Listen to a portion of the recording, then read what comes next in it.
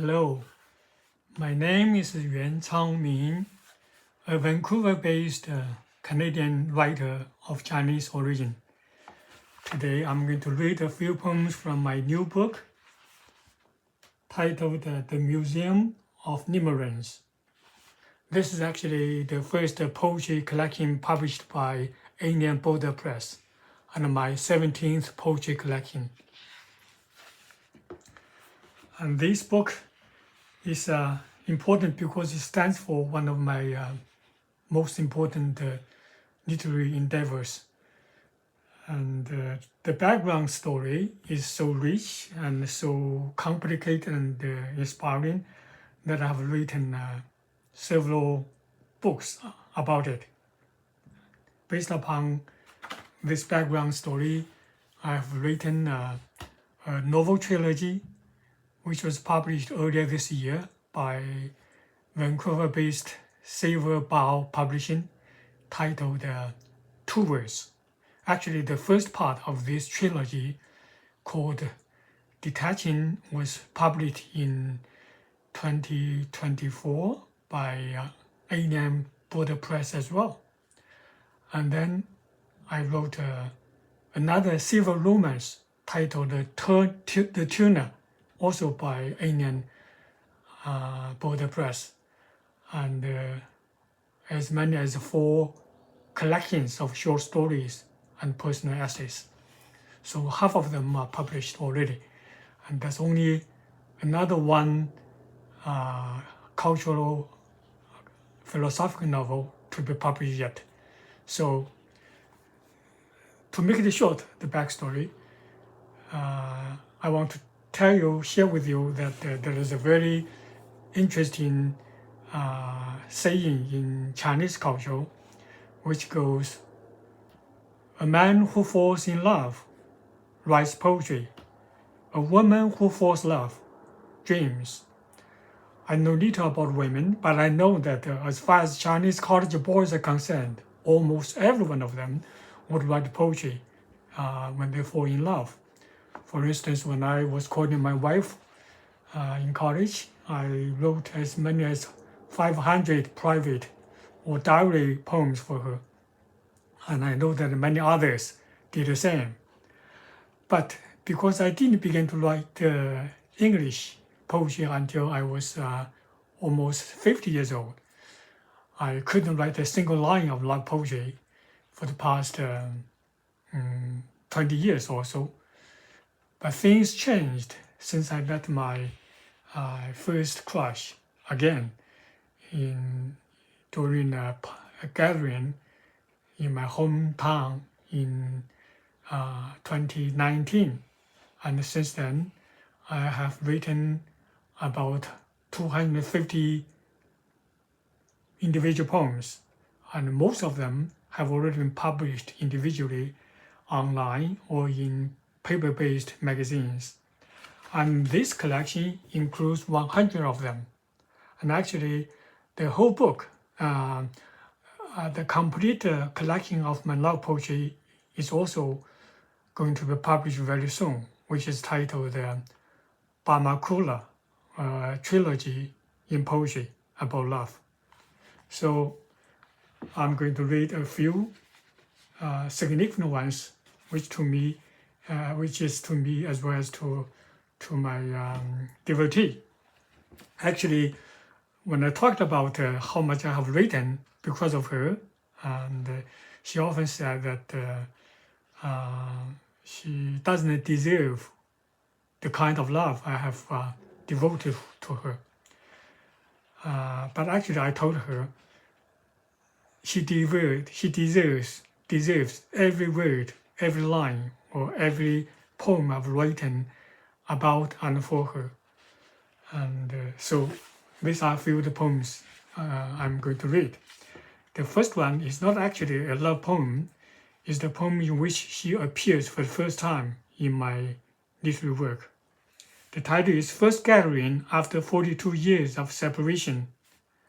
Like a wolf dying of thirst that cannot wait to gulp down the whole stream, I leaned towards her, desperate to know everything about her in particular. "Allah," she said, "my life experience after we left the school is as tasteless as plain water. But being a virgin now, I drink water only," I whispered.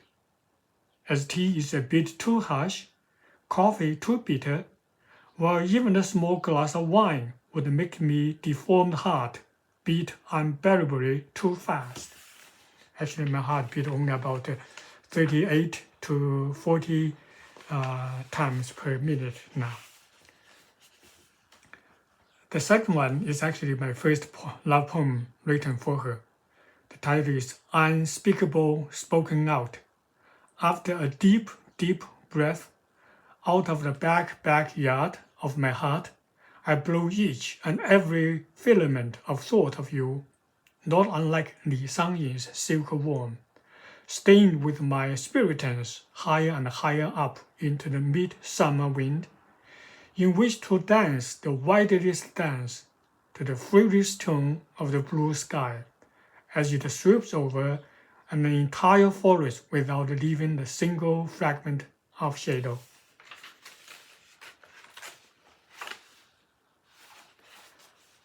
This poem, titled To Get Her or Gather, together, is a word on play of the word together. When I submitted to a well-established California-based poetry magazine, the chief editor accepted immediately, telling me that she cried. She was so touched that she cried over the poem, and said love is a theme very difficult to write about, especially for seniors, people like me. So that's why I read this poem. Separated by the Pacific for almost half a century, and for God knows how much longer by the pandemic, we have no way to join each other in body as in soul. But today, you say you would rather I became your eyes if you had a choice at all, and if ever I could shrink into a tangible part of you, so you can see what I see much farther beyond the horizon, while we can live within the same solid human shape, breathing, eating, sleeping, dreaming, and feeling together. Even death shall no longer part us, as our mixed ashes are to return to the soil of Ma Yuhe, where I fell in love with you among young pine trees, where you will be able to watch the rainbow hang above our spirits, rising like a glows after all storms are gone. The next short poem I'm going to read is one of my own favorites. It's titled The Rain Sparrow. It's quite well accepted by editors. It's a complete a complete poem in the shape of a sparrow. Above this wide, wide world covered with layers and layers and layers of red dust, my selfhood has long been tired of flying alone, day and night. But where can I perch?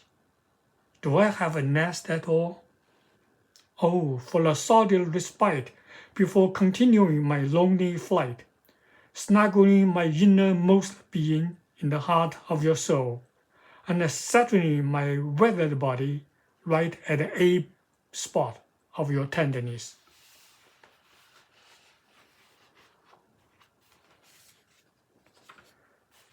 The next one is perhaps one of the best accepted poems because it is included in several anthologies, including a 10-year anthology compiled by Rice Paper, the most important Asian literary magazine in Canada. And I also did a presentation last year about this poem to an audience. The title is All That I Have Loved Most Dearly. When I die at another ant-like moment like this, no human crowds would gather to mourn my loss, nor would anybody really notice my departure, much less shed tears, even if because of the wind. Yet I'm sure trees will shake off the leaves. Horses will stampede. Raindrops will taste somewhat salty. Hills and mountains will all murmur in a muted voice. Above all, Zhuhai will weep under sagging clouds, for it well knows there will be no more human soul on this planet trying to connect with the city as far as from beyond the Pacific, so closely and constantly with its myriad spiritual fingers caressing every synapse of the neighborhood, the very building where you dwell now, while poetry cannot help feeling empty, as if its heart were far hollowed by my absence.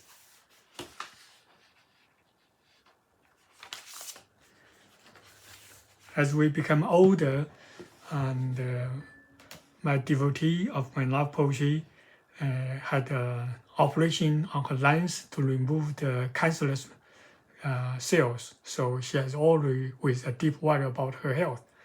And in my condition, as I have a deformed heart, which I was born with, and I could die any moment with this condition. So we often talk about death. So this is one of the poems about the feelings we share with each other. The title is Last Love Line Upon My Demise. Don't cry over my loss, dear, but feel happy for us. I'm going first to decorate our permanent home. Well, I will be waiting to welcome you to join me together with Tao. Okay, the last poem is one I written earlier this year, and it's published already as an individual piece. The title is She Tells Me. It's a metaphysical one. Whenever she's unable to fall asleep across the Pacific, on the other side of the planet, she would snuggle herself in the heart of darkness, she says, waiting for me to hold her tight, from behind her back like light. But she forgets that she's already dead. Her ashes were buried in my memory long before they rise with the sun today on the other side of this world. That's all. Thank you, and have a good day.